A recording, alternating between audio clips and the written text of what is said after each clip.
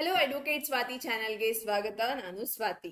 ನಮ್ಮ ಈ BNS ನ ಲೆಕ್ಚರ್ ಸೀರೀಸ್ ಅಲ್ಲಿ ಇದು ಪಾರ್ಟ್ 2 ಆಫ್ ದ ವಿಡಿಯೋ, ಅಂದ್ರೆ ಸೆಕೆಂಡ್ ಲೆಕ್ಚರ್ ಆಗತ್ತೆ. ಇದರಲ್ಲಿ ಚಾಪ್ಟರ್ 2 ಪನಿಷ್ಮೆಂಟ್ಸ್ ಇದನ್ನ ಡಿಸ್ಕಸ್ ಮಾಡೋಣ. ಅಂಡ್ ಆಲ್ರೆಡಿ ನಾನು ಫಸ್ಟ್ ವಿಡಿಯೋ ಪೋಸ್ಟ್ ಮಾಡಿದ್ದೀನಿ ಅಂಡ್ ತುಂಬಾ ಒಳ್ಳೆ ರೆಸ್ಪಾನ್ಸ್ ಕೊಟ್ಟಿರೋದಕ್ಕೆ ಥ್ಯಾಂಕ್ ಯು ವೆರಿ ಮಚ್. ನಿಮಗೆ ಆ ವಿಡಿಯೋ ನೋಡಿಲ್ಲ ಅಂತಂದ್ರೆ ಲಿಂಕ್ ನಿಮಗೆ ಡಿಸ್ಕ್ರಿಪ್ಷನ್ ಬಾಕ್ಸ್ ಅಲ್ಲಿ ಸಿಗತ್ತೆ ಅಥವಾ ಮೇಲೆ ಐ ಬಟನ್ ಲಿಂಕ್ ಸಿಗತ್ತೆ.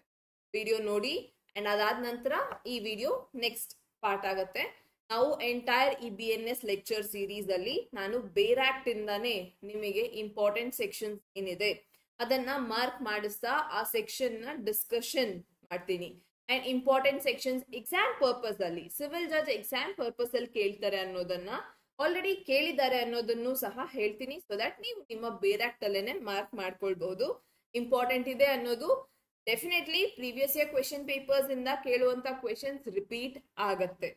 ಸೊ ನಿಮಗೆ ಈ ಕಾನ್ಸೆಪ್ಟ್ಸ್ ಅರ್ಥ ಏನಾಗತ್ತೆ, ಇದು ಇಂಪಾರ್ಟೆಂಟ್ ಆಲ್ರೆಡಿ ಕೇಳಿದ್ದಾರೆ ಅಂತಂದಾಗ ನೆಕ್ಸ್ಟ್ ಟೈಮ್ ರಿವಿಷನ್ ಮಾಡ್ಕೊಳ್ಳೋದಕ್ಕೆ ಈಸಿ ಆಗತ್ತೆ.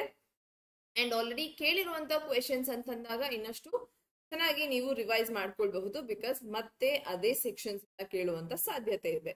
ಯಾಕಂದ್ರೆ ಇರೋದು ನಮಗೆ ಎಲ್ಲ ಸೆಕ್ಷನ್ಸ್ ಇಂಪಾರ್ಟೆಂಟ್ ಅಲ್ಲ, ಕೆಲವು ಸೆಕ್ಷನ್ಸ್ ಅಷ್ಟೇ ಇಂಪಾರ್ಟೆಂಟ್. ಯಾವುದೇ ಎಕ್ಸಾಮ್ ಆಗಿರಬಹುದು, ಆ ಕೆಲವು ಸೆಕ್ಷನ್ಸ್ ಇಂದಾನೇ ನಮ್ಮನ್ನ ಯಾವುದೇ ಎಕ್ಸಾಮ್ ಅನ್ನ ನಾವು ಫೇಸ್ ಮಾಡೋದು. ಹಾಗಿದ್ದಾಗ ಈ ಸೆಕ್ಷನ್ಸ್ ಅಲ್ಲಿ ಸ್ಪೆಸಿಫೈ ಮಾಡಿದಾಗ ಇದು ಪ್ರೀವಿಯಸ್ ಇಯರ್ ಕ್ವೆಶನ್ ಪೇಪರ್ದು ಅಂತ ಅದನ್ನ ಮಾರ್ಕ್ ಮಾಡ್ಕೊಂಡು ಚೆನ್ನಾಗಿ ಓದ್ಕೊಳ್ಳಿ. ಅಂಡ್ ನಿನ್ನೆ ವಿಡಿಯೋ ಅಲ್ಲಿ ನಾನೊಂದು ಪ್ರಶ್ನೆ ಕೇಳಿದ್ದೆ, MLA ನಮಗೆ ಪಬ್ಲಿಕ್ ಸರ್ವೆಂಟ್ ಆಗ್ತಾರಾ ಅನ್ನುವಂತ ಪ್ರಶ್ನೆ.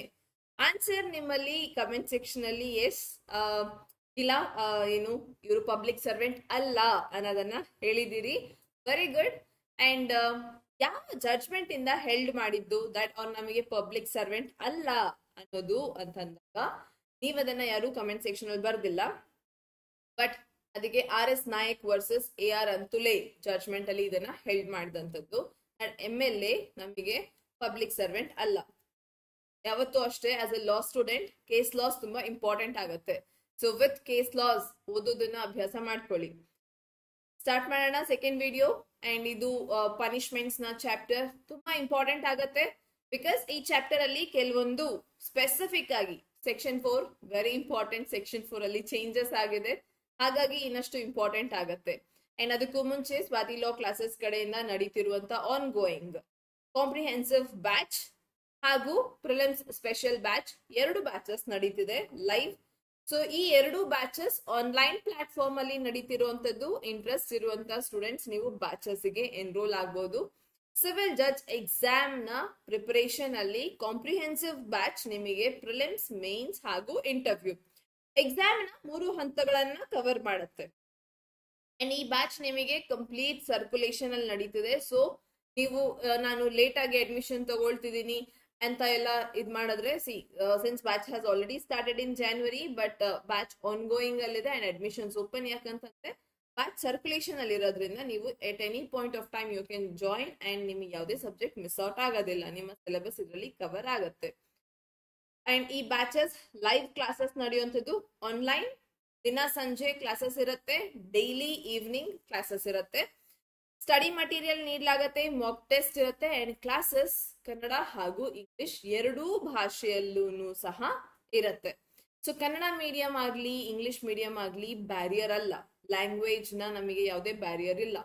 2 ಭಾಷೆಯಲ್ಲೂ ಕ್ಲಾಸಸ್ ಕಂಡಕ್ಟ್ ಮಾಡ್ತೀವಿ. ಅಂಡ್ ಈ 2 ಬ್ಯಾಚಸ್ ಗೆ ಜಾಯಿನ್ ಆಗೋದಕ್ಕೆ ನೀವು 9650849915 ಈ ನಂಬರಿಗೆ ಕಾಲ್ ಮಾಡಿ ನಿಮ್ಮ ಎನ್ರೋಲ್ ಮಾಡ್ಕೊಳ್ಬಹುದು. ನಿಮಗೆ ಏನೇ ಡೌಟ್ಸ್ ಇದ್ರು ಕೇಳಬಹುದು. ನೋಟಿಫಿಕೇಶನ್ ಬಂದ ನಂತರ ನಾವು ಓದೋದಿಕ್ ಸ್ಟಾರ್ಟ್ ಮಾಡೋಣ. ನೋಟಿಫಿಕೇಶನ್ ಬಂದ ನಂತರ ಅಡ್ಮಿಷನ್ ತಗೊಳ್ಳೋಣ, ಲೇಟ್ ಆಗತ್ತೆ. ಎಲ್ಲ ಸತಿ ನೀವು ನೋಟಿಫಿಕೇಶನ್ ಬಂದ ನಂತರನೇ ಓದಿದ್ರೆ ನಿಮಗೆ ಅಷ್ಟು ರಿವಿಷನ್ ಮಾಡೋದಕ್ಕೆ ಟೈಮ್ ಸಿಗೋದಿಲ್ಲ. ಸೊ ಈಗ್ಲಿಂದ ನಿಮ್ಮ ಪ್ರಿಪರೇಷನ್ ಅನ್ನ ಸ್ಟಾರ್ಟ್ ಮಾಡ್ಕೊಳ್ಳಿ. ಸೊ ದಟ್ ಸಫಿಶಿಯಂಟ್ ಟೈಮ್ ಸಿಗತ್ತೆ ರಿವಿಷನ್ಗೆ. ಅಂಡ್ ರಿವಿಷನ್ ಮಾಡಿದ್ದೀನಿ ಅಂತಂದಾಗ 100% ಅಶ್ಯೂರೆನ್ಸ್ ಇರುತ್ತೆ ದಟ್ ನಾನು ಈ ವರ್ಷ ಎಕ್ಸಾಮ್ ಪಾಸ್ ಆಗ್ತಿದ್ದೀನಿ, ಜಡ್ಜ್ ಆಗ್ತಿದ್ದೀನಿ ಅಂತ. ಸೊ ಎಷ್ಟು ಬೇಗ ನಿಮಗೆ ಎಕ್ಸಾಮ್ ತಗೊಳ್ಬೇಕು ಅನ್ನೋಂತ ಒಂದು ಇಚ್ಛೆ ದೃಢವಾಗಿ ನಿಮಗೆ ಬರತ್ತೋ ಆಗ್ಲಿಂದ ನೀವು ನಿಮ್ಮ ಪ್ರಿಪರೇಷನ್ ಅನ್ನು ಸಹ ಸ್ಟಾರ್ಟ್ ಮಾಡ್ಕೊಳ್ಳಿ. And that will help you. So ಈ ಎರಡು batch, comprehensive prelims, special batch, ಬರೀ ಈ ವರ್ಷದ ಪ್ರಿಲಿಮ್ಸ್ ಮೇಲೆ ಫೋಕಸ್ ಮಾಡ್ತಿರೋದು. ಸೊ ಹಾಗಾಗಿ ಪ್ರಿಲಿಮ್ಸ್ ತನಕ ನಿಮಗೆ ಗೈಡೆನ್ಸ್ ಅಂಡ್ ವ್ಯಾಲಿಡಿಟಿ ಇರುತ್ತೆ. ಕಾಂಪ್ರಿಹೆನ್ಸಿವ್ ಬ್ಯಾಚ್ ಅಂಟಿಲ್ ಇಂಟರ್ವ್ಯೂ ನಿಮ್ಮ ಕಂಪ್ಲೀಟ್ ಸೆಷನ್ ಮುಗಿಯೋ ತನಕನೂ ಸಹ ಇದರಲ್ಲಿ ನಿಮಗೆ ಗೈಡೆನ್ಸ್ ಸಿಗುತ್ತೆ. 9650849915 ಈ ನಂಬರಿಗೆ ನೀವು ಕಾಲ್ ಮಾಡಿ ಎನ್ರೋಲ್ ಮಾಡ್ಕೊಳ್ಬಹುದು, ನಿಮ್ಮ ಅಡ್ಮಿಷನ್ ಅನ್ನು ಕನ್ಫರ್ಮ್ ಮಾಡ್ಕೊಳ್ಬಹುದು. ಅಂಡ್ ಚಾನೆಲ್ ನ ಇನ್ನೂ ಸಬ್ಸ್ಕ್ರೈಬ್ ಮಾಡಿಲ್ಲ ಅಂತ ಅನ್ನೋರು ನೀವು ಚಾನೆಲ್ ಸಬ್ಸ್ಕ್ರೈಬ್ ಮಾಡ್ಕೊಳ್ಳಿ. ಬಿಕಾಸ್ ನಿಮಗೆ ಇಂಪಾರ್ಟೆಂಟ್ ಇನ್ಫಾರ್ಮೇಶನ್ ಈ ಒಂದು ಲೆಕ್ಚರ್ ಸೀರೀಸ್ ತುಂಬಾ ಹೆಲ್ಪ್ ಆಗುತ್ತೆ. ಸೊ ಅಂಡ್ ಇದರ ರಿಲೇಟೆಡ್ ನಾನು ಅಪ್ಲೋಡ್ ಮಾಡಿದಾಗ ಯಾವುದೇ ವಿಡಿಯೋನ ಅಪ್ಡೇಟ್ ನಿಮಗೆ ಮಿಸ್ ಆಗದೆ ಇರುತ್ತೆ. ಅಂಡ್ ಪ್ರತಿಯೊಂದು ಅಪ್ಡೇಟ್ ನಿಮಗೆ ಕೂಡಲೇ ಸಿಗತ್ತೆ. ಸೊ ಪ್ರತಿಯೊಂದು ಲೆಕ್ಚರ್ ನೀವು ಅಟೆಂಡ್ ಮಾಡಬಹುದು. ಹಾಗಾಗಿ ಚಾನೆಲ್ನು ಸಹ ಸಬ್ಸ್ಕ್ರೈಬ್ ಮಾಡ್ಕೊಳ್ಳಿ. ಸೊ ಆಲ್ರೆಡಿ ಹೇಳಿದಾಗೆ ಸೆಕ್ಷನ್ 4 ಪನಿಷ್ಮೆಂಟ್ಸ್ ಬಗ್ಗೆ ಹೇಳುತ್ತೆ. ಪನಿಷ್ಮೆಂಟ್ ಅಂತಂದಾಗ ನಮಗೆ ಇದಕ್ಕೂ ಮುಂಚೆ ಬರೀ 5 ಪನಿಷ್ಮೆಂಟ್ ಇತ್ತು. 5 ಪನಿಷ್ಮೆಂಟ್ ಅಲ್ಲಿ death, imprisonment for life. Imprisonment ಎರಡು ರೀತಿ, ರಿಗ್ರೆಸ್ ಇಂಪ್ರಿಸನ್ಮೆಂಟ್ ಹಾಗೂ simple imprisonment. With hard labour ಅಂತಂದ್ರೆ ನಾವು ಮೂವೀಸ್ ಅಲ್ಲಿ ನೋಡ್ಬೋದು, ದಟ್ ಕಾರ್ಪೆಂಟ್ರಿ ಮಾಡ್ತಿದ್ದಾರೆ, ಬೇಕರಿ ನಡೆಸ್ತಾರೆ, ಈ ರೀತಿ ಎಲ್ಲ ಕಲ್ಲು ಹೊಡೆಯೋದು, ಈ ತರ ಹಳೆ ಮೂವೀಸ್ ಅಲ್ಲಿ ನೀವು ನೋಡಿದ್ರೆ ಅದು ರಿಗ್ರೆಸ್ ಇಂಪ್ರಿಸನ್ಮೆಂಟ್. ಫೋರ್ಫೀಚರ್ ಆಫ್ ಪ್ರಾಪರ್ಟಿ, ನಿಮ್ಮ ಪ್ರಾಪರ್ಟಿ ಜಪ್ತಿ ಮಾಡ್ಕೊಳ್ಳುವಂಥದ್ದು, ಫೈನ್ ಹಾಕೋದು. ಈಗ ಇದು 5 ಪನಿಷ್ಮೆಂಟ್. ಮುಂಚೆಯಿಂದನೂ ನಮಗೆ ಇರುವಂತ 5 ಪನಿಷ್ಮೆಂಟ್ಸ್ ಯಾವುದು IPC ಅಲ್ಲಿ ಇದ್ದಿದ್ದು. IPC ಅಲ್ಲಿ ಇದಕ್ಕೆ ಮುಂಚೆ ನಮಗೆ ಟ್ರಾನ್ಸ್ಪೋರ್ಟೇಷನ್ ಫಾರ್ ಲೈಫ್ ಅನ್ನೋಂಥದ್ದು ಒಂದು ಪನಿಷ್ಮೆಂಟ್ ಇತ್ತು. ಸೊ ಟ್ರಾನ್ಸ್ಪೋರ್ಟೇಷನ್ ಆಫ್ ಲೈಫ್ ಅನ್ನೋ ಪನಿಷ್ಮೆಂಟ್ ನ ನಾವು ರಿಪೀಲ್ ಮಾಡಿದ್ವಿ. ಟ್ರಾನ್ಸ್ಪೋರ್ಟೇಷನ್ ಫಾರ್ ಲೈಫ್ ಇಲ್ಲ ನಮಗೆ, ಅದನ್ನ ಬಿಟ್ಟು ನಮಗೆ ಈ 5 ಪನಿಷ್ಮೆಂಟ್ ಇತ್ತು. ಈಗ ಇದರಲ್ಲಿ ಹೊಸದಾಗಿ ಆಡ್ ಆಗಿರುವಂತದ್ದು community service. So death penalty ಅಂತಂದಾಗ death punishment, death penalty rarest of the rare cases ಅಲ್ಲಿ ಮಾತ್ರ ಕೊಡ್ಬೇಕು. ಬಚ್ಚನ್ ಸಿಂಗ್ ಕೇಸ್ ಇದೆ ಇದಕ್ಕೆ. ಸೊ ಅದೆಲ್ಲಾನು ಡೆತ್ ಪೆನಾಲ್ಟಿ, ಗಲ್ಲು ಶಿಕ್ಷೆ. ಸೊ ಡೆತ್ ಪೆನಾಲ್ಟಿ ಅಂತಂದಾಗ ಏನು, hanging punishment. So imprisonment for life, ನಿಮ್ಮ ನ್ಯಾಚುರಲ್ ಲೈಫ್ ಎಷ್ಟು ದಿನ ಇದ್ರೆ ಅಷ್ಟು ದಿನಕ್ಕೂ ಫಾರ್ ಯೋರ್ ಎಂಟೈರ್ ಲೈಫ್ ಉಳಿದಂತ ನಿಮ್ಮ ಕಾಲ ಜೈಲಲ್ಲಿ ಇರ್ತೀವಿ ಅನ್ನೋದು ಇಂಪ್ರಿಸನ್ಮೆಂಟ್ ಫಾರ್ ಲೈಫ್ ಆಗತ್ತೆ. ಸೊ ಇಂಪ್ರಿಸನ್ಮೆಂಟ್ ನಾರ್ಮಲ್, ಇದು ಜೈಲ್ ಶಿಕ್ಷೆ, ರಿಗರಸ್ ಹಾಗೂ ಸಿಂಪಲ್ ಇಂಪ್ರಿಸನ್ಮೆಂಟ್ ಎರಡು ರೀತಿ, ಅದರಲ್ಲಿ ಕ್ಯಾಟಗರೀಸ್. ಅಂಡ್ ಫೋರ್ಫೀಚರ್ ಆಫ್ ಪ್ರಾಪರ್ಟಿ ಹಾಗೂ ಫೈನ್. ಇದಲ್ಲದೆ ಆಡ್ ಆಗಿರೋದು ನಮಗೆ ಕಮ್ಯುನಿಟಿ ಸರ್ವಿಸ್. ಕಮ್ಯುನಿಟಿ ಸರ್ವಿಸ್ ಅಂತ ಅಂದಾಗ ಇದು ನಮಗೆ ಕೇವಲ 6 ಒಫೆನ್ಸಸ್ ಅಲ್ಲಿ ಮಾತ್ರ ಡಿಫೈನ್ ಮಾಡಿದೀವಿ. ಕಮ್ಯುನಿಟಿ ಸರ್ವಿಸ್ ಆಸ್ ಪನಿಷ್ಮೆಂಟ್ ಆ ಒಫೆನ್ಸಸ್ ಗೆ. ಇದರಲ್ಲಿ ನಾವು ನೋಡೋದು ಸೊಸೈಟಿಗೆ ಸರ್ವಿಸ್ ಮಾಡಬೇಕು, ಯಾವ್ದಾದ್ರು ಏರಿಯಾ ಕ್ಲೀನ್ ಮಾಡುವಂತದ್ದು, ಈ ತರ ಏನು ಕಮ್ಯುನಿಟಿ ಸರ್ವಿಸ್ ಆಗಿ ಕೊಡಬಹುದು ಇದನ್ನ. ಸೊ ಕಮ್ಯುನಿಟಿ ಸರ್ವಿಸ್, ಸೊಸೈಟಿಗೆ ನೀವು ಸೇವೆ ಮಾಡೋದು, ಇಲ್ಲ 100 ಗಿಡಗಳನ್ನ ನೆಡೆಸಿ ಈ ಒಂದು ಏರಿಯಾ ಅಲ್ಲಿ ಏನು ಕಂಪ್ಲೀಟ್ ಆಗಿ ಸ್ಯಾನಿಟೈಸ್ ಮಾಡಿಸಿ, ಈ ತರ ಎಲ್ಲ ಪನಿಷ್ಮೆಂಟ್ ಅನ್ನ ಕೊಡಬಹುದು as part of community service. So ಇದು ಇಷ್ಟು ನಮಗೆ ಕ್ರಿಮಿನಲ್ ಲಾ ಅಲ್ಲಿ ಇರುವಂತ ಬೇರೆ ಬೇರೆ ರೀತಿಯಾದಂತ ಪನಿಷ್ಮೆಂಟ್. ಈ ರೀತಿಗಳಲ್ಲಿ ನಾವು ಪನಿಷ್ ಮಾಡಬಹುದು ಅನ್ನೋದು ಸೆಕ್ಷನ್ 4 ಅಲ್ಲಿ ನಾವು ಡಿಫೈನ್ ಮಾಡ್ತಿದ್ದೀವಿ. ಈಗ ನೆಕ್ಸ್ಟ್ ಇದರಲ್ಲಿ ನಮಗೆ, ಸೊ ಈ ಸೆಕ್ಷನ್ ಇಂಪಾರ್ಟೆಂಟ್ ಆಗುತ್ತೆ. ಸೆಕ್ಷನ್ 4 ಪ್ರತಿಯೊಂದು ನಂಬರಿಂಗ್ ಚೇಂಜ್ ಆಗಿದೆ. So number, section number at most important. ಅದಲ್ಲದೆ ಕಾನ್ಸೆಪ್ಚುಯಲಿ ಹೊಸದಾಗಿ ಏನೆಲ್ಲ ಆಡ್ ಆಗಿದೆ ಅದನ್ನು ಸಹ ಇಂಪಾರ್ಟೆಂಟ್. ಅಂಡ್ ಈ ಸೆಕ್ಷನ್ 4 ಅಲ್ಲಿ ಕಮ್ಯುನಿಟಿ ಸರ್ವಿಸ್ ಆಡ್ ಆಗಿರೋದ್ರಿಂದ ಇದು ಇಂಪಾರ್ಟೆಂಟ್ ಆಗುತ್ತೆ. Section 5 commutation of sentence. Section 5 again is very important. Commutation section ಅಂತಂದ್ರೆ ಕಮ್ಮಿ ಮಾಡುವಂಥದ್ದು. ಯಾರು ಕಮ್ಮಿ ಮಾಡಬಹುದು? ಅಪ್ರೋಪ್ರಿಯೇಟ್ ಗವರ್ಮೆಂಟ್ ಅಂತಂದ್ರೆ ಸ್ಟೇಟ್ ಅಲ್ಲಿ ಸ್ಟೇಟ್ ಗವರ್ಮೆಂಟ್, ಸೆಂಟ್ರಲ್ ಅಲ್ಲಿ ಸೆಂಟ್ರಲ್ ಗವರ್ಮೆಂಟ್ ನಮಗೆ ಅಪ್ರೋಪ್ರಿಯೇಟ್ ಗವರ್ಮೆಂಟ್ ಆಗ್ತಾರೆ. ಕ್ವೆಶನ್ ಕೇಳ್ತಾರೆ, ಕಮ್ಯುಟೇಷನ್ ಆಫ್ ಸೆಂಟೆನ್ಸ್ ಯಾರು ಮಾಡಬಹುದು? ಅಪ್ರೋಪ್ರಿಯೇಟ್ ಗವರ್ಮೆಂಟ್ ಅನ್ನೋದು ಆಪ್ಷನ್ ಇದ್ರೆ appropriate government answer, state government, central government ಈ ರೀತಿ ಕೊಟ್ಟಿದ್ದಾಗ ಅಕಾರ್ಡಿಂಗ್ಲಿ ಅದು ಆನ್ಸರ್ ಆಗುತ್ತೆ. So appropriate government answer. ಇದಲ್ಲದೆ ಇದರಿಂದ ಇನ್ನೊಂದು ಪ್ರಶ್ನೆ ಬರುತ್ತೆ, may without the consent of the offender ಅಂತಂದ್ರೆ ಒಫೆಂಡರ್ ನ ಕನ್ಸೆಂಟ್ ತಗೊಂಡೇ ಅವನ ಪನಿಷ್ಮೆಂಟ್ ಕಮ್ಮಿ ಮಾಡಬೇಕು ಅಂತಿಲ್ಲ. ಅವನ ಕನ್ಸೆಂಟ್ ಇಲ್ಲದೆ ನಾವು ಪನಿಷ್ಮೆಂಟ್ ಅನ್ನ ಕಮ್ಮಿ ಮಾಡಬಹುದು. So without the consent of the offender, ಈ ಪಾಯಿಂಟ್ ಇಂಪಾರ್ಟೆಂಟ್ ಆಗುತ್ತೆ. ಅಂಡ್ ಈ ರೀತಿ ಅಪ್ರೋಪ್ರಿಯೇಟ್ ಗವರ್ಮೆಂಟ್ ಕಮ್ಯೂಟ್ ಮಾಡುತ್ತೆ ಸೆಂಟೆನ್ಸ್ ನ. ಸೊ ಈಗ ಇದರಲ್ಲಿ ನೆಕ್ಸ್ಟ್ ಇಂಪಾರ್ಟೆಂಟ್ ಆಗುತ್ತೆ ನಮಗೆ ಅಪ್ರೋಪ್ರಿಯೇಟ್ ಗವರ್ಮೆಂಟ್ ಅಂತಂದ್ರೆ ಏನು ಅನ್ನೋದನ್ನ ಎಕ್ಸ್ಪ್ಲೇನ್ ಮಾಡಿದ್ದಾರೆ. ಸ್ಟೇಟ್ಗೆ ಸ್ಟೇಟ್ ಗವರ್ಮೆಂಟ್, ಸೆಂಟ್ರಲ್ಗೆ central government. So accordingly important question ಕೇಳೋದು ಈ ಎರಡು ಆಸ್ಪೆಕ್ಟ್ಸ್ ಇಂದ. Next, fraction of terms of punishment. Fraction of term of punishment ನಮಗೆ ಸೆಕ್ಷನ್ 57 ಆಫ್ IPC ಆಗಿತ್ತು. Very important section. ಸೆಕ್ಷನ್ 57 ಯಾಕೆ ಇಂಪಾರ್ಟೆಂಟ್ ಅಂತಂದ್ರೆ ಕೆಲವೊಂದು ಕಡೆ ನಾವು ಫ್ರಾಕ್ಷನ್ಸ್ ಅನ್ನ ಕ್ಯಾಲ್ಕುಲೇಟ್ ಮಾಡ್ತೀವಿ. For example, in default of payment of fine impose ಆಗಿದೆ, ಅದರಲ್ಲಿ ಫೈನ್ ಪೇ ಮಾಡಲಿಲ್ಲ ಅಂತಂದಾಗ 1/4 ಆಫ್ ದ ಮ್ಯಾಕ್ಸಿಮಮ್ ಪನಿಷ್ಮೆಂಟ್ ಅಂತ ಹೇಳ್ತೀವಿ. ಸೊ ಈಗ 1/4 ಆಫ್ ಮ್ಯಾಕ್ಸಿಮಮ್ ಪನಿಷ್ಮೆಂಟ್ ಅಂತ ಅಂದಾಗ ಮ್ಯಾಕ್ಸಿಮಮ್ ಪನಿಷ್ಮೆಂಟ್ ಲೈಫ್ ಇಂಪ್ರಿಸನ್ಮೆಂಟ್. ಆ ವ್ಯಕ್ತಿಗೆ ಲೈಫ್ ಇಂಪ್ರಿಸನ್ಮೆಂಟ್ ಮ್ಯಾಕ್ಸಿಮಮ್ ಪನಿಷ್ಮೆಂಟ್ ಆಗಿದೆ. ಲೈಫ್ ಇಂಪ್ರಿಸನ್ಮೆಂಟ್ ಅಂತ ಕಾನ್ಸೆಪ್ಟ್ ಹೇಳಿದಾಗ ನಿಮ್ಮ ಉಳಿದಂತ ಜೀವನ, ಉಳಿದಿದ್ದು ನೀವು 5 ವರ್ಷ ಬದುಕಬಹುದು, 10 ವರ್ಷ ಬದುಕಬಹುದು, ಅಥವಾ 30-40 ವರ್ಷ ಬದುಕಬಹುದು. ಬಟ್ ಅದನ್ನ ನಾವೊಂದು ಕಮ್ಯೂಟ್ ಮಾಡ್ಬೇಕಾಗತ್ತೆ, ಸ್ಪೆಸಿಫಿಕ್ ಆಗಿ ಒಂದು ಫ್ರಾಕ್ಷನ್ ಹೇಳ್ಬೇಕಾಗತ್ತೆ. ಬಿಕಾಸ್ 1/4 ಅನ್ನೋದು ಹೇಗೆ ಅದರಲ್ಲಿ ಕ್ಯಾಲ್ಕುಲೇಟ್ ಮಾಡೋದು? ಸೊ ಕ್ಯಾಲ್ಕುಲೇಟ್ ಮಾಡೋದಕ್ಕೆ ಒಂದು ಫಿಕ್ಸ್ಡ್ ಟರ್ಮ್ ಬೇಕು. ಸೊ ನಮಗೆ fraction of terms of punishment ಈ ಸೆಕ್ಷನ್ ಏನಿದೆ ಇದು ಹೇಳುತ್ತೆ ದಟ್ ಇಂಪ್ರಿಸನ್ಮೆಂಟ್ ಫಾರ್ ಲೈಫ್ ಇದೆ ಅನ್ನೋ ಕಡೆ ಅಂಡ್ ಅದಕ್ಕೆ ನಾವು ಫ್ರಾಕ್ಷನ್ಸ್ ಕ್ಯಾಲ್ಕುಲೇಟ್ ಮಾಡಬೇಕು ಅಂತಂದಾಗ ಇದನ್ನ it's equivalent to 20 years unless otherwise provided. So ಎಲ್ಲೆಲ್ಲ ಇಂಪ್ರಿಸನ್ಮೆಂಟ್ ಫಾರ್ ಲೈಫ್ ಪನಿಷ್ಮೆಂಟ್ ಇದೆ ಅಂಡ್ ಅದರದ್ದು ಫ್ರಾಕ್ಷನ್ ಕ್ಯಾಲ್ಕುಲೇಟ್ ಮಾಡಬೇಕು, ಆ ಕಡೆ ನಾವು ಇಂಪ್ರಿಸನ್ಮೆಂಟ್ ಫಾರ್ ಲೈಫ್ ಅನ್ನ 20 ವರ್ಷದ್ದು ಅಂತ ಪರಿಗಣಿಸ್ತೀವಿ. ಸೊ ಈಗ ಫಾರ್ ಒಂದು ಒಫೆನ್ಸ್ಗೆ 20 years ಪನಿಷ್ಮೆಂಟ್ ಆಗಿದೆ ಅಂತ ಅಂದಾಗ 20 years ನಾವು 1/4 ಅಂತಂದ್ರೆ 5 years ಆಗುತ್ತೆ. ರೈಟ್, 20 into 1/4 5 years ಆಗುತ್ತೆ. So in default of payment of fine, ಒಂದು ಒಫೆನ್ಸ್ ಆಗಿದೆ ಅಂಡ್ ಅದರಲ್ಲಿ ಫೈನ್ ಇಂಪೋಸ್ ಆಗಿದೆ, ಆ ಫೈನ್ ಕಟ್ಟಲಿಲ್ಲ ಅಂತಂದಾಗ ಅದರ ಡಿಫಾಲ್ಟ್ ಅಲ್ಲಿ ಆ ವ್ಯಕ್ತಿಗೆ ಎಕ್ಸ್ಟ್ರಾ 5 ವರ್ಷ ಜೈಲ್ ಶಿಕ್ಷೆ ಆಗತ್ತೆ. ಈ ರೀತಿ ಫ್ರಾಕ್ಷನ್ ಕ್ಯಾಲ್ಕುಲೇಟ್ ಮಾಡೋದು. ಒಫೆನ್ಸ್ ಅಕಸ್ಮಾತ್ ಅಟೆಂಪ್ಟ್ ಇದ್ದಾಗ ಹಾಫ್ ಆಫ್ ದ ಪನಿಷ್ಮೆಂಟ್ ಅಂತ ಹೇಳ್ತೀವಿ. ಹಾಫ್ ಆಫ್ ದ ಪನಿಷ್ಮೆಂಟ್ ಆಗ ಹಾಫ್ ಕೌಂಟ್ ಮಾಡಬೇಕು. ಸೊ 20 ಅಲ್ಲಿ ಅರ್ಧ 10 ವರ್ಷ, ಅಟೆಂಪ್ಟ್ ಆದಾಗ 10 ವರ್ಷ ಪನಿಷ್ಮೆಂಟ್. ಅದಕ್ಕೆ ಲೈಫ್ ಇಂಪ್ರಿಸನ್ಮೆಂಟ್ ಪನಿಷ್ಮೆಂಟ್ ಇರೋ ಕಡೆ ನಾವು 20 ವರ್ಷ ಅಂತ ಪರಿಗಣಿಸ್ತೀವಿ ಅನ್ನೋದು ನಮಗೆ ಸೆಕ್ಷನ್ 57 ಅಲ್ಲಿ ಅರ್ಥ ಆಗತ್ತೆ. ತುಂಬಾ ಕಡೆ ನೀವು ಇದನ್ನ ಕೇಳಿಸ್ಕೊಂಡಿರಬಹುದು, ಕನ್ಫ್ಯೂಷನ್ ಇರುತ್ತೆ ತುಂಬಾ ಜನರಿಗೆ. 14 ವರ್ಷ ಅಂತ ಹೇಳ್ತಾರೆ, ಇಲ್ಲ 20 ವರ್ಷ ಅಂತ ಹೇಳ್ತಾರೆ. ಇಂಪ್ರಿಸನ್ಮೆಂಟ್ ಫಾರ್ ಲೈಫ್ ಅಂತಂದ್ರೆ 20 ವರ್ಷ ಎಲ್ಲಿ ಹೇಳಿದ್ದಾರೆ?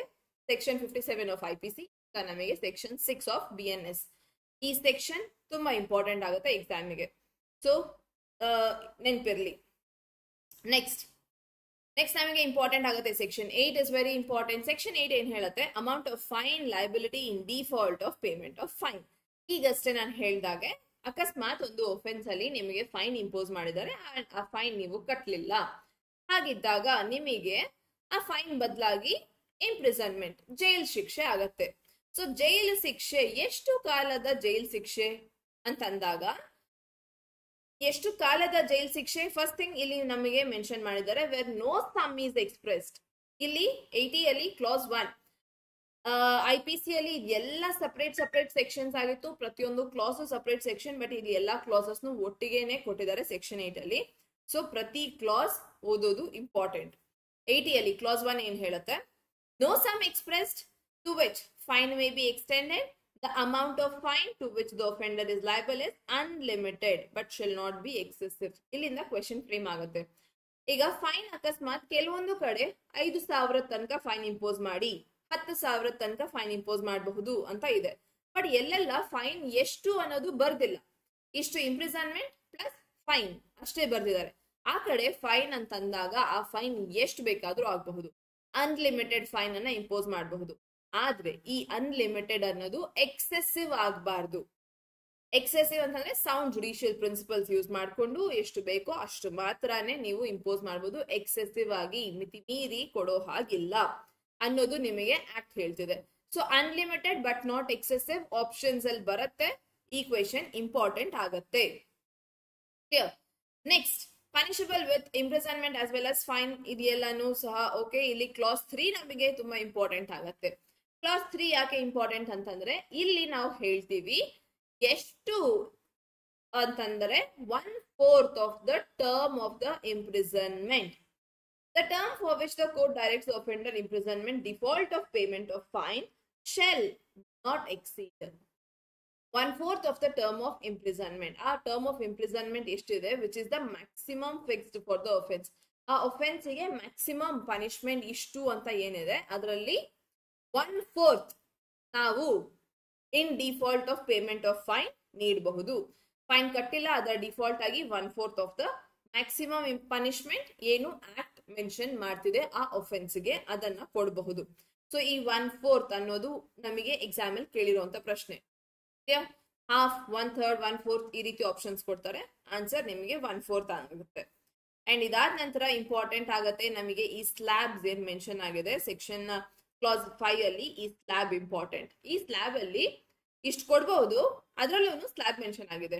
ಏನಂತಂದ್ರೆ ಅಕಸ್ಮಾತ್ ನಿಮಗೆ ಫೈನ್ 5,000ಕ್ಕಿಂತ ಕಮ್ಮಿ, ನಾಟ್ ಎಕ್ಸೀಡಿಂಗ್ 5,000 ಅಂತಂದ್ರೆ 5,000 ತನಕ ಫೈನ್ ಅನ್ನ ಇಂಪೋಸ್ ಮಾಡಿದ್ದಾರೆ, ಆಗ 2 ತಿಂಗಳ ಜೈಲ್ ಶಿಕ್ಷೆನ ಕೊಡಬಹುದು.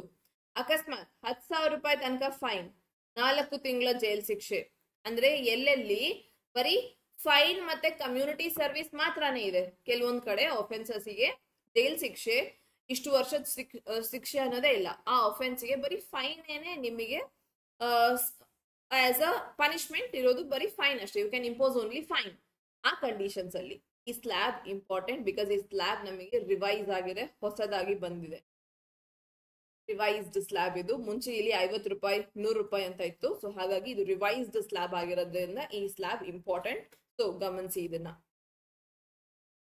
ಆ ರೀತಿ ಬರೀ ಫೈನ್ ಹಾಗೂ ಕಮ್ಯುನಿಟಿ ಸರ್ವಿಸ್ ಇರೋ ಕಡೆ ಎಲ್ಲೆಲ್ಲ 5,000 ತನಕ ಫೈನ್ ಅಂದ್ರೆ 2 ತಿಂಗಳ ಜೈಲ್ ಶಿಕ್ಷೆ, 10,000 ರೂಪಾಯಿ ತನಕ ಫೈನ್ ಅಂತಂದಾಗ 4 ತಿಂಗಳ ಜೈಲ್ ಶಿಕ್ಷೆ, 1 ವರ್ಷನ ಮೀರಿದೆ ಅಂತ ಅಂದಾಗ 1 year in any other case. 10,000ಕ್ಕಿಂತ ಜಾಸ್ತಿ ಫೈನ್ ಅನ್ನುವಂತ ಯಾವುದೇ ಒಂದು ಕಡೆ ಇದ್ದಾಗ ಅದಕ್ಕೆ 1 ವರ್ಷದ ತನಕ ಜೈಲ್ ಶಿಕ್ಷೆ ವಿಧಿಸಬಹುದು.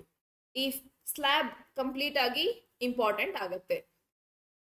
ಅಂಡ್ ನೆಕ್ಸ್ಟ್ ಏನ್ ಹೇಳ್ತೀವಿ ಕ್ಲಾಸ್ 6 ಅಲ್ಲಿ, ದಟ್ ಯಾವುದೇ ಟೈಮ್ ಅಲ್ಲಿ ಈ ಡಿಫಾಲ್ಟ್ ಆಫ್ ಫೈನ್ ಅಂತ ಹೇಳಿ ನಾವು ಈ ಜೈಲ್ ಶಿಕ್ಷೆ ಕೊಟ್ವಿ, ಅಂಡ್ ಅವರು ನಮಗೆ ಫೈನ್ ಅನ್ನ ಕೋರ್ಟ್ಗೆ ಫೈನ್ ಕಟ್ಟಿದ್ದಾರೆ at any point of time. ಅವ್ರು ಯಾವುದೇ ಒಂದು ಪಾಯಿಂಟ್ ಆಫ್ ಟೈಮ್ ಅಲ್ಲಿ ಯಾವಾಗ ಫೈನ್ ನೀವು ತುಂಬಿಸ್ತಿರೋ ಆವತ್ತು ನಿಮ್ಮನ್ನ ನಾವು ಬಿಡುಗಡೆ ಮಾಡಬಹುದು.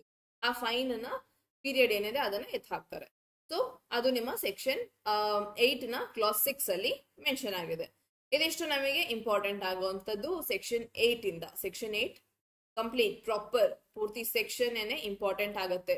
ಇದಾದ ನಂತರ ಡೈರೆಕ್ಟ್ ಆಗಿ ನೀವು ಸಾಲಿಟರಿ ಕನ್ಫೈನ್ಮೆಂಟ್ ಬನ್ನಿ. ಸಾಲಿಟರಿ ಕನ್ಫೈನ್ಮೆಂಟ್ ಈ section is again at most important. Solitary confinement IPC ಅಲ್ಲಿ ಸೆಕ್ಷನ್ 73, ಈಗ ನಿಮಗೆ ಸೆಕ್ಷನ್ 11 ಅಲ್ಲಿ ಇದೆ. ಕಂಪ್ಲೀಟ್ ಸೆಕ್ಷನ್ಸ್ ಅಲ್ಲಿ ತುಂಬಾ ಡಿಫರೆನ್ಸ್ ಇದೆ. ಸೊ ಹಾಗಾಗಿ ಸೆಕ್ಷನ್ಸ್ ನಂಬರಿಂಗ್ ತುಂಬಾ ಇಂಪಾರ್ಟೆಂಟ್. ನೆನ್ಪಿಟ್ಕೊಂಡು ಆನ್ಸರ್ ಅನ್ನ ಮಾರ್ಕ್ ಮಾಡಿ. ಸಾಲಿಟರಿ ಕನ್ಫೈನ್ಮೆಂಟ್ ಅಂತ ಅಂದಾಗ ಫಸ್ಟ್ ಥಿಂಗ್ ಇಲ್ಲಿ ನಮಗೆ ಪ್ರಶ್ನೆ, ಯಾವುದೇ ಒಂದು ಸಾಲಿಟರಿ ಕನ್ಫೈನ್ಮೆಂಟ್ ಅಂತ ಇಂಪೋಸ್ ಆಗಿದೆ ಅಂತಂದಾಗ ಈ ಸ್ಲ್ಯಾಬ್ ಏನಿದೆ ಇದು ಇಂಪಾರ್ಟೆಂಟ್. ಅಂಡ್ ಎಷ್ಟು ತಿಂಗಳ ತನಕ ನಾವು ಈ ಸಾಲಿಟರಿ ಕನ್ಫೈನ್ಮೆಂಟ್ ಇಂಪೋಸ್ ಮಾಡಬಹುದು, not exceeding 3 months in the whole. ಒಟ್ಟಾರೆ ನಾವು ಬರೀ 3 ತಿಂಗಳ ಜೈಲ್ 3 ತಿಂಗಳಷ್ಟೇ ಸಾಲಿಟರಿ ಕನ್ಫೈನ್ಮೆಂಟ್ ಅನ್ನ ವಿಧಿಸಬಹುದು ಒಬ್ಬ ವ್ಯಕ್ತಿಗೆ. 3 ತಿಂಗಳಂದ್ರೆ ಒಟ್ಟಿಗೆ 3 ತಿಂಗಳು ಇರೋದಿಲ್ಲ. ಸೊ ಅದನ್ನು ಸಹ ನಮಗೆ limit of solitary confinement section 12 ಅಲ್ಲಿ ಅದನ್ನ ಬ್ರೇಕ್ಔಟ್ ಮಾಡಿದೀವಿ. ದಟ್ ಒಂದ್ ಸತಿಗೆ ಬರೀ 14 ದಿನ ಮಾತ್ರನೇ ನಾವು ಸಾಲಿಟರಿ ಕನ್ಫೈನ್ಮೆಂಟ್ ಅಲ್ಲಿ ಇಡಬಹುದು ಒಬ್ಬ ವ್ಯಕ್ತಿನ. 14 days. ಅವರ ಕಂಪ್ಲೀಟ್ ಡ್ಯೂರೇಷನ್ ಅಲ್ಲಿ 3 ತಿಂಗಳು ಸಾಲಿಟರಿ ಕನ್ಫೈನ್ಮೆಂಟ್ ವಿಧಿಸಬಹುದು. ಬಟ್ ಈ 3 ತಿಂಗಳು ಸಾಲಿಟರಿ ಕನ್ಫೈನ್ಮೆಂಟ್ ಅನ್ನು ಸಹ ನಾವು ಇಂಟರ್ವೆಲ್ ಅಲ್ಲಿ ಬ್ರೇಕ್ ಮಾಡಿನೇ ವಿಧಿಸಬೇಕಾಗತ್ತೆ. ಸೊ 14 ದಿನ ಸಾಲಿಟರಿ ಕನ್ಫೈನ್ಮೆಂಟ್ ಎಟ್ ಅ ಸ್ಟ್ರೆಚ್ ಇಡಬಹುದು. ಅದಾದ ನಂತರ ಆ ವ್ಯಕ್ತಿನ ನೀವು ಆಚೆಗೆ ತರಬೇಕಾಗತ್ತೆ. ನಾರ್ಮಲ್ ಕನ್ಫೈನ್ಮೆಂಟ್, ನಾರ್ಮಲ್ ಜೈಲಿಗೆ ಹಾಕ್ಬೇಕು. ಮತ್ತೆ ಇನ್ನೊಂದು ನೆಕ್ಸ್ಟ್ 14 ದಿನಕ್ಕೆ ನೀವು ಆ ವ್ಯಕ್ತಿಗೆ ಸಾಲಿಟರಿ ಕನ್ಫೈನ್ಮೆಂಟ್ ವಿಧಿಸಬಹುದು. ಎಷ್ಟು ಸಾಲಿಟರಿ ಕನ್ಫೈನ್ಮೆಂಟ್ ಅಲ್ಲಿ ವಿಧಿಸ್ತಿರೋ ಅಷ್ಟೇ ಆ ವ್ಯಕ್ತಿಗೆ ಬ್ರೇಕ್ನು ಸಹ ಬೇಕಾಗತ್ತೆ. ಮತ್ತೆ ನೆಕ್ಸ್ಟ್ 14 ದಿನ ನೀವು ನೆಕ್ಸ್ಟ್ ತಿಂಗಳಲ್ಲಿ 14 ದಿನ ಆತರ ಇಂಪೋಸ್ ಮಾಡಬಹುದು. ಬಟ್ ಎಟ್ ಅ ಟೈಮ್ ಬರೀ 14 ಡೇಸಿಗೆ ಅಷ್ಟೇ ಸಾಲಿಟರಿ ಕನ್ಫೈನ್ಮೆಂಟ್ ನೀಡೋದಿಕ್ಕಾಗೋದು. ಇಲ್ಲಿ ನಾನು ಕ್ವೆಶನ್ ಫ್ರೇಮ್ ಆಗತ್ತೆ ಸೆಕ್ಷನ್ 12 ಇಂದ. This is important. Section 11 important. ಇದರಲ್ಲಿ ಈ ಸ್ಲ್ಯಾಬ್ ಏನ್ ಮೆನ್ಷನ್ ಆಗಿದೆ, slab at a time not exceeding 1 month if the term of imprisonment shall not exceed 6 months. 6 ತಿಂಗಳು ತನಕ ಅಂದ್ರೆ 6 ತಿಂಗಳಿಗಿಂತ ಕಮ್ಮಿ ಇರುವಂತ ಸೆಂಟೆನ್ಸ್ ಆಫ್ ಪನಿಷ್ಮೆಂಟ್ ಆ ವ್ಯಕ್ತಿಗೆ ಜೈಲ್ ಶಿಕ್ಷೆ ಅಂತ ಅಂದಾಗ ಆ ವ್ಯಕ್ತಿಗೆ 1 ತಿಂಗಳಿನ ನಾವು ಸಾಲಿಟರಿ ಕನ್ಫೈನ್ಮೆಂಟ್ ಅನ್ನ ವಿಧಿಸಬಹುದು. ಸೊ ಆ 1 ತಿಂಗಳು ಅಂತ ಅಂದಾಗ 14 ದಿನದಲ್ಲಿ ಅದು ಡಿವೈಡ್ ಆಗಿರುತ್ತೆ. ನೆಕ್ಸ್ಟ್ ಏನು 6 ತಿಂಗಳು ಅಂತಂದಾಗ ನಿಮಗೆ 6 months ಅಂತಂದಾಗ 1 month solitary confinement at time not exceeding 2 months solitary confinement ಯಾವಾಗ shall exceed 6 months and shall not exceed 1 year. 6 ತಿಂಗಳಿಂದ 1 ವರ್ಷದ ಜೈಲ್ ಶಿಕ್ಷೆ ಅಂದಾಗ 6 ತಿಂಗಳಿಗಿಂತ ಜಾಸ್ತಿ 1 ವರ್ಷಕ್ಕಿಂತ ಕಮ್ಮಿ ಆ ಕಂಡೀಷನ್ ಅಲ್ಲಿ 2 ತಿಂಗಳ solitary confinement. Next a time not exceeding 3 months if the imprisonment shall exceed 1 year.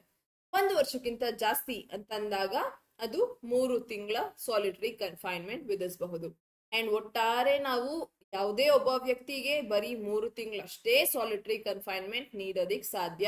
Solitary confinement ಅಂತಂದಾಗ ಒಂದು ಚಿಕ್ಕದಾದಂತ ಸೆಲ್, ಅದರಲ್ಲಿ ಬರೀ ಒಬ್ಬ ವ್ಯಕ್ತಿ ಮಾತ್ರ ಇರ್ತಾನೆ, ಕಂಪ್ಲೀಟ್ ಕತ್ಲಕೋಣ ಇರುತ್ತೆ. ಸೊ ಆ ರೀತಿ ಒಂದು ಸಾಲಿಟರಿ ಕನ್ಫೈನ್ಮೆಂಟ್ ಅಲ್ಲಿಂದ ಆಚೆಗೆ ಬಿಡೋದಿಲ್ಲ 14 ದಿನಗಳ ತನಕ. ಎಟ್ ಅ ಸ್ಟ್ರೆಚ್ 14 ದಿನ ಆ ವ್ಯಕ್ತಿ ಆ ಕನ್ಫೈನ್ಮೆಂಟ್ ಅಲ್ಲಿ ಇರ್ತಾನೆ. ಸೊ ಈ ರೀತಿ ಪನಿಷ್ಮೆಂಟ್ ಇದು ಲಿಮಿಟ್ ಹೇಳ್ತಿರೋದು ಸಾಲಿಟರಿ ಕನ್ಫೈನ್ಮೆಂಟ್. ಅಂಡ್ ಈ ಸಾಲಿಟರಿ ಕನ್ಫೈನ್ಮೆಂಟ್ ಟೋಟಲ್ ಡ್ಯೂರೇಷನ್ ಅಲ್ಲಿ 3 ತಿಂಗಳು ಸಪರೇಟ್ ಆಗಿ 14 ದಿನದಲ್ಲಿ ಬ್ರೇಕ್ ಮಾಡಿ ನೀಡಬೇಕಾಗಿರುವಂತದ್ದು. ಇದು ನಮ್ಮ ಚಾಪ್ಟರ್ 2. ಇದಾದ ನಂತರ ಸೆಕ್ಷನ್ 13 ನಾಟ್ ಸೊ ಇಂಪಾರ್ಟೆಂಟ್. ಇಲ್ಲಿಂದ chapter 3 again is very much important, general exception. ಈ ಕಂಪ್ಲೀಟ್ ಚಾಪ್ಟರ್ ಏನೇ ಇಂಪಾರ್ಟೆಂಟ್ ಆಗುವಂತ ಚಾಪ್ಟರ್. ಸೊ ನೆಕ್ಸ್ಟ್ ವಿಡಿಯೋ ನಾಳೆ ವಿಡಿಯೋ ಏನು ನೀವು ನೋಡ್ತೀರಿ, ನಾಳೆ ಲೆಕ್ಚರ್ 3 ಏನಿರುತ್ತೆ ಅದರಲ್ಲಿ ಜನರಲ್ ಎಕ್ಸೆಪ್ಷನ್ಸ್ ನ ಡಿಸ್ಕಸ್ ಮಾಡೋಣ. ತುಂಬಾ ಇಂಪಾರ್ಟೆಂಟ್ ಆಗುವಂತದ್ದು. ಎಂಟೈರ್ ನಮಗೆ BNS ಅಂತಂದ್ರೆ ನಮ್ಮ IPC, ನಮ್ಮ ಈ ಸಬ್ಸ್ಟ್ಯಾಂಟಿವ್ ಲಾ, ಇದೇ ತುಂಬಾ ಇಂಪಾರ್ಟೆಂಟ್ ಅಂಡ್ ಅಷ್ಟೇ ಇಂಟ್ರೆಸ್ಟಿಂಗ್ ಆಗಿರುವಂತ ಸಬ್ಜೆಕ್ಟ್. ಅದರಲ್ಲಿ ಪ್ರತಿಯೊಂದು ಆಸ್ಪೆಕ್ಟನ್ನು ನಿಮಗೆ ಇಂಟ್ರೆಸ್ಟಿಂಗ್ ಅಂತ ಅನ್ಕೊಂಡ್ರೆ ಆರಾಮಾಗಿ ಕಲಿತೀರಿ, ಆರಾಮಾಗಿ ಅರ್ಥ ಆಗತ್ತೆ. ಅಂಡ್ ಈಗಿನ ಈ ವಿಡಿಯೋ ಇಲ್ಲಿಗೆ ಸ್ಟಾಪ್ ಮಾಡೋಣ. ನಿಮಗೆ ಅರ್ಥ ಆಗಿದೆ ಅಂಡ್ ಏನೇ ಡೌಟ್ಸ್ ಇದ್ರೆ ನೀವು ನನ್ನ ಕಮೆಂಟ್ ಸೆಕ್ಷನ್ ಅಲ್ಲಿ ಕೇಳಬಹುದು. ಸೊ ದಟ್ ನಾನು ನಿಮಗೆ ನೆಕ್ಸ್ಟ್ ಫಾಲೋ ಅಪ್ ಲೆಕ್ಚರ್ ನಾಳೆ ಏನಿರುತ್ತೆ ಅದರಲ್ಲಿ ಬೇಕಿದ್ರೆ ನಾನು ಅದನ್ನ ಟೇಕಪ್ ಮಾಡ್ತೀನಿ ಆ ಒಂದು ಡೌಟ್ಸ್ ನ. ಅಂಡ್ ಇದಿಷ್ಟು ನಿಮಗೆ ಲೆಕ್ಚರ್ 2. ಅಗೇನ್ ಸ್ವಾತಿ ಲಾ ಕ್ಲಾಸಸ್ ಕಡೆಯಿಂದ ಕಾಂಪ್ರಿಹೆನ್ಸಿವ್ ಬ್ಯಾಚ್ ಹಾಗೂ ಪ್ರಿಲಿಮ್ಸ್ ಬ್ಯಾಚ್ ಏನ್ ನಡೀತಿದೆ ಇದರಲ್ಲಿ ನೀವು ಅಡ್ಮಿಷನ್ ತಗೊಳ್ಳೋದಕ್ಕೆ ಕಾಲ್ ಮಾಡಬೇಕಾಗಿರೋ ನಂಬರ್ ಇದು 9650849915. ಈ ನಂಬರಿಗೆ ಕಾಲ್ ಮಾಡಿ ನೀವು ಡೆಮೋ ಕ್ಲಾಸ್ ತಗೊಂಡು ನೀವೊಂದು ನಿಮ್ಮ ಒಂದು ಎನ್ರೋಲ್ಮೆಂಟ್ ಅನ್ನ ಮಾಡ್ಕೊಳ್ಬಹುದು. ಸೊ ಪ್ರಿಲಿಮ್ಸ್ ಬ್ಯಾಚ್ ಆದ್ರೂ ಆಗ್ಲಿ ಅಥವಾ ಕಾಂಪ್ರಿಹೆನ್ಸಿವ್ ಬ್ಯಾಚ್ ಆಗ್ಲಿ, ನಿಮಗೆ ಎರಡೂನು ಸಹ ನಿಮ್ಮ ಎಕ್ಸಾಮ್ ಫೋಕಸ್ಡ್ ಅಲ್ಲಿ ಸಿವಿಲ್ ಜಡ್ಜ್ ಎಕ್ಸಾಮಿಗೋಸ್ಕರ ನಡೀತಿರುವಂತದ್ದು ಅಂಡ್ ನಿಮಗೆ ತುಂಬಾ ಬೇಕಾಗಿರುವಂತದ್ದು, ಹೆಲ್ಪ್ ಆಗುವಂತದ್ದು. ನೀವೇ ಅಂತಲ್ಲ, ನಿಮ್ಮ ಫ್ರೆಂಡ್ಸ್ ಫ್ಯಾಮಿಲಿಯಲ್ಲಿ ಯಾರಾದ್ರೂ ನಿಮ್ಮ ಕ್ಲಾಸ್ಮೇಟ್ಸ್ ತಯಾರಿ ಮಾಡ್ತಿದ್ದಾರೆ ಅಂತಂದ್ರೆ ಅವರಿಗೆ ಈ ವಿಡಿಯೋನ ಶೇರ್ ಮಾಡಿ ತಿಳಿಸಿ ಈ ರೀತಿ ಒಂದು ಸ್ಟಾರ್ಟ್ ಆಗ್ತಿದೆ ಕ್ಲಾಸಸ್. ಸೊ ದಟ್ ಅವರಿಗೆ ಹೆಲ್ಪ್ ಆಗತ್ತೆ, ಒಬ್ರ ಕನ್ಸು ನನ್ಸಾಗತ್ತೆ. ಸೊ ಇದು ನೀವು ನನಗೆ ತೋರಿಸ್ತಿರುವಂತ ಅಷ್ಟು ಲವ್ ಅಂಡ್ ಅಫೆಕ್ಷನ್ಗೆ thank you very much. And video ಇಷ್ಟ ಆಗಿದ್ರೆ ವಿಡಿಯೋನ ಲೈಕ್ ಮಾಡಿ, ಶೇರ್ ಮಾಡಿ, ಕಮೆಂಟ್ ಮಾಡಿ. ನಿಮ್ಮ ಡೌಟ್ಸ್ ಏನಾದ್ರು ಇದ್ರೆ ಡೆಫಿನೆಟ್ಲಿ ನಾನು ನಿಮ್ಗೆ ಆ ಡೌಟ್ಸ್ ಅನ್ನ ಕ್ಲಿಯರ್ ಮಾಡ್ತೀನಿ. ಹಾಗೂ ಚಾನೆಲ್ ನ ಸಬ್ಸ್ಕ್ರೈಬ್ ಮಾಡ್ಕೊಳ್ಳಿ. ಸೊ ದಟ್ ಇನ್ನಷ್ಟು ನಿಮಗೆ ಅಪ್ಡೇಟ್ ಸಿಗತ್ತೆ ಅಂಡ್ ನನ್ಗೂ ಸಹ ಉತ್ಸಾಹ ಇರುತ್ತೆ ದಟ್ ನೆಕ್ಸ್ಟ್ ಬ್ಯಾಚ್ ಆಗ್ಲಿ, ನೆಕ್ಸ್ಟ್ ಪ್ರತಿಯೊಂದು ವಿಷಯನೂ ವಿಡಿಯೋಸ್ ಮಾಡೋದಕ್ಕೆ ಖುಷಿ ಆಗತ್ತೆ.